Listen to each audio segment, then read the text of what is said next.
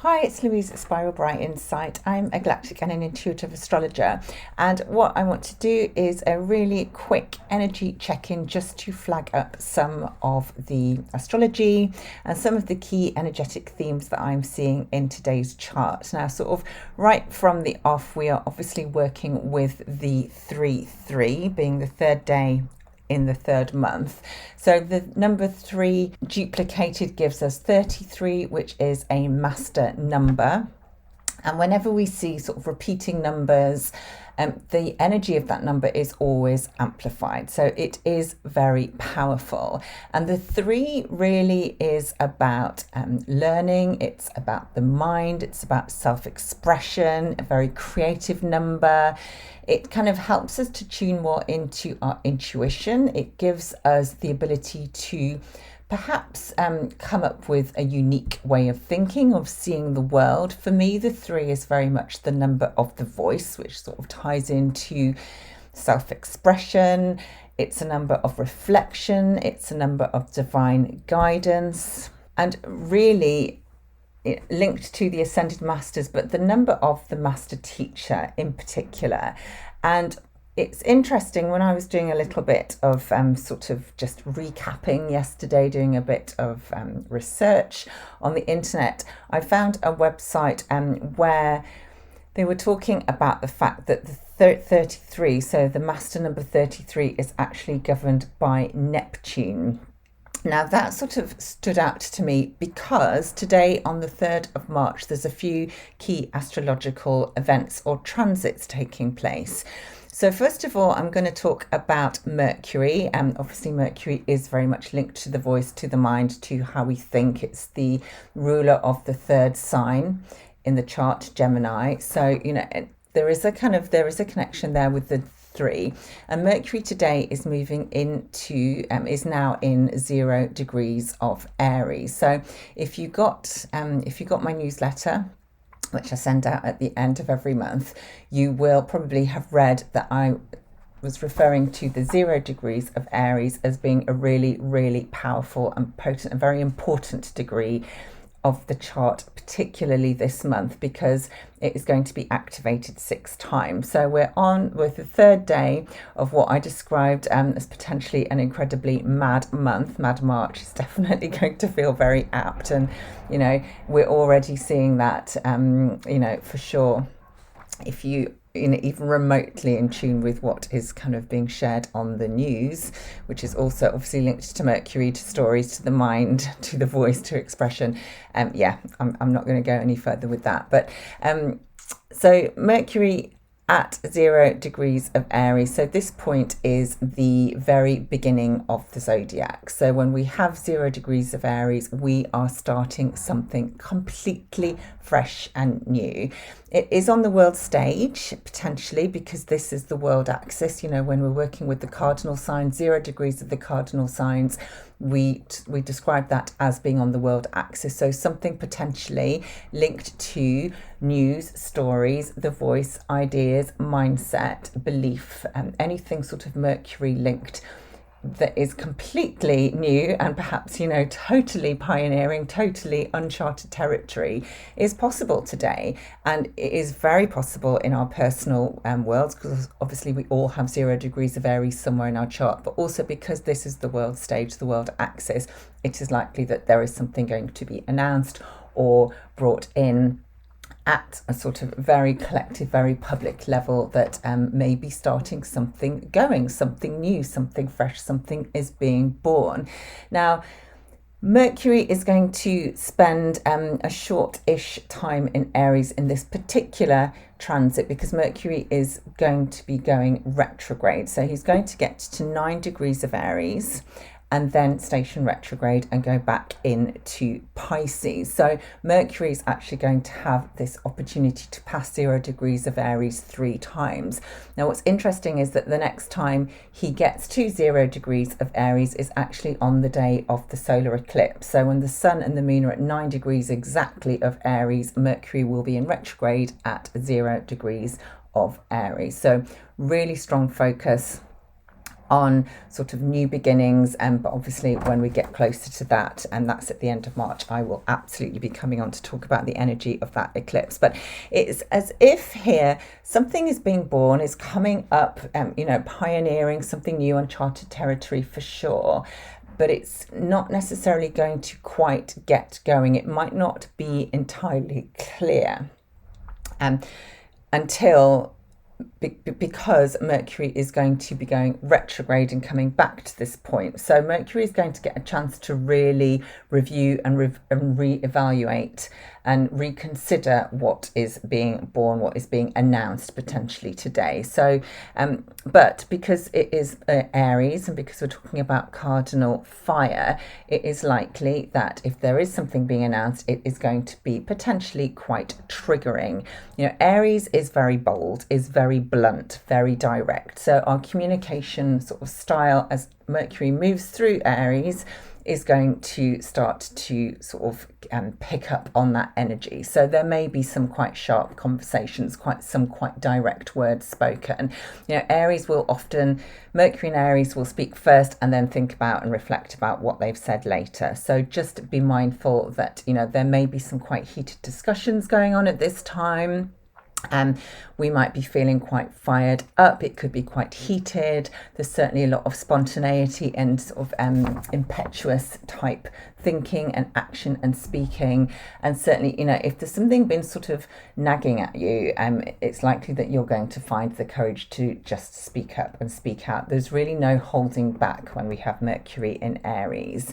So we can be quite impulsive. So again, just be mindful of that. Aries is, of course, ruled by Mars, the god of war. So, it's no surprise that as we sort of move through, it's been building up all weekend, but certainly, over the next few days, there's likely to be more talk of war, conflict, combat, whether that's at a personal level, but certainly, we can see it playing out on the world stage. But it's something to be mindful of. As I said, Mercury will get to 9 degrees of Aries, so we'll get through that first decan, we'll then come retrograde back to 0 degrees of Aries into Pisces. So we're going to be sort of having this activation of the 29 degrees of Pisces and the 0 degrees of Aries several times through this month, and then again later as Saturn moves into Aries. But what is really significant, so we've got the 3-3 energy, ascended sort of master number 3-3. We have got Mercury at 0 degrees of Aries on the world axis. We also have today, Neptune is at 28 degrees 59 minutes of Pisces. So is about to step into 29 degrees of Pisces, the very final degree of the entire wheel. So this, when I said that the 33 was linked to Neptune, I just find it very, very interesting that we have this outer planet moving into the very final sign of the zodiac, while Mercury moves into the very first. So there's such a strong sense of endings, beginnings, endings, beginnings, endings and beginnings, which again has been a repeating pattern through certainly all of the new moons that I've been talking about over the past 6 months. But, Neptune at this very final degree, he's going to stay there for pretty much the whole month. He will move into Aries at the end of March. So we now have a month of Neptune at the final degree. Now, to try and describe what this is going to feel like or look like is quite difficult, because Neptune is so sort of blurry, dreamy, nebulous, and Pisces is exactly the same. So Neptune is very strong. He's in his ruling sign. And there's a real sense of we are now in the void, in the in-between. Nothing is going to make sense over this coming month. even though Mercury in Aries is trying desperately to make sense and to charge forward and to sort of, be quite bold and direct and try to get to the core of what's going on, it's going to be really, really difficult, because Neptune in Pisces at that very final degree is just taking us into the big beyond, where we let go of the 3D, the mundane, the physical world, and all that experience brings and all that we know from that experience. And we are just stepping into this huge sort of cloud of mystical, spiritual, soul-led energy where there's no structure, there are no boundaries, there is nothing tangible, there's nothing to hold on to. It really is a case of surrendering to a higher power, a higher force, a higher vision. Great for intuitive insights, great for sort of psychic abilities to be enhanced, great for a connection to your higher self and to the unseen realms. But for anybody trying to really get on and function in the day-to-day, it's not going to be as supportive or helpful. And certainly, when we talk about energy check-ins, for me, I'm struggling to remember words so much at the moment. And, you could say, oh, that's a symptom of the menopause. And, I'm not in denial, of course it is. But I went out for lunch with some friends on Saturday, and the amount of times I was in a sort of mid-flow conversation and just complete blank, totally words just not coming to me. And it's like, oh my God, but that is Neptune in the final degree of Pisces. This is where, we have to let go of kind of being reasoning and logic and order, and really just take this sort of leap of faith into this big cosmic soup, and where we might not even be able to see anything very clearly at all, but it is about having faith. And this is about really significant endings. That final degree of the whole zodiac, it's very karmic. It is about completion. It requires us to tie up loose ends, to let go, because in order to bring in the new, we need to be able to release the old. This is such a time of shedding, freeing ourselves from this huge lengthy cycle that Neptune has made all the way around the zodiac. Neptune is getting ready to start again, to almost press that reset button. But in order to do that, there has to be, a real acknowledgement that this is very much the end times. And that requires a lot of trust, because we cannot see what Neptune in Aries is going to bring. We can't necessarily see what Saturn in Aries is going to bring. We can't even really see what Mercury in Aries is going to bring. But there has to be this really, really strong sense of faith and trust in the whole process. But again, it's just, if things don't make sense, don't even try and resist. Just say, well, that's okay. And there will be clarity. Clarity will come, but we are not in that time right now. And of course, as Neptune gets to 29 degrees, there is a conjunction with Shet in the Pegasus constellation. Again, this is a star cluster, star system that I have been talking about at length, but this really does give us that sort of extra cosmic boost, that it lifts us up. It allows us to let go, to release the chains, to really experience the freedom of the energy of Neptune and Pisces, where we no longer need to have systems and structures and borders and boundaries in place, because the energy is just so vast and it's experiencing this new way of being. Obviously, we will have to bring in order, and Saturn is also in Pisces and is going to help us do that. And Saturn is moving along now at 20 degrees of Pisces, so we do have the support, but we're still in this just dreamy, mystical time where, it is all about having a vision. It is all about using our imagination, tapping into our intuition, tapping into our creativity, and to really just being able to go with the flow, follow the flow of the water, whether it's the waves, whether it's the river, just step into that. And obviously as well, hugely compassionate, hugely emotional, but also hugely cleansing, because we've got the combination of Neptune, which is the water planet, in Pisces, which is the final water sign. We are, as we release, we are cleansing. There may be tears, there may be strong emotions, but again, that is part of the process. And I want to just at this point bring in the fact that so many people that I know have been unwell lately, so many flu symptoms, so many upset tummies, and I do feel that is the body's way of clearing out toxins, clearing out density, forcing the body to release what it needs to let go of, in order so that there is more space for the lighter and the higher, the brighter and more powerful frequencies and light codes to come in. I'm going to leave it there. I hope there's been maybe a few points in what I've shared that has resonated or that has meant something to you. That is always my intention when I come in and sort of share what I'm seeing in the chart.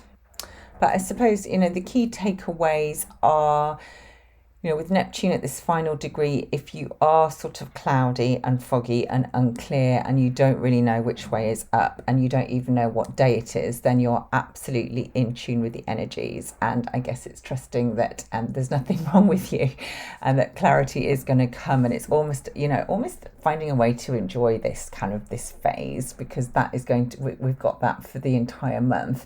But also, if things are being spoken, voiced particularly on a world stage, over the coming days, be mindful that Mercury is going to be going retrograde.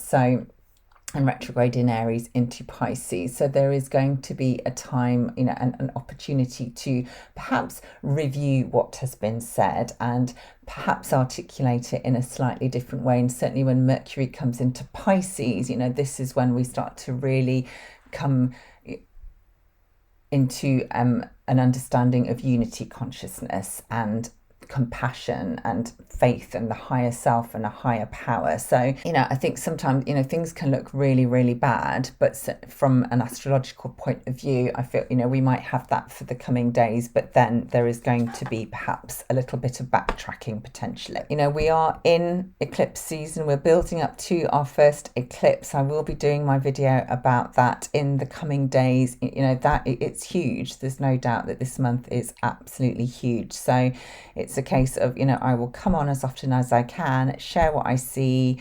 We kind of ride this wave together, and we are definitely, in a wave in the ocean. We're out to sea.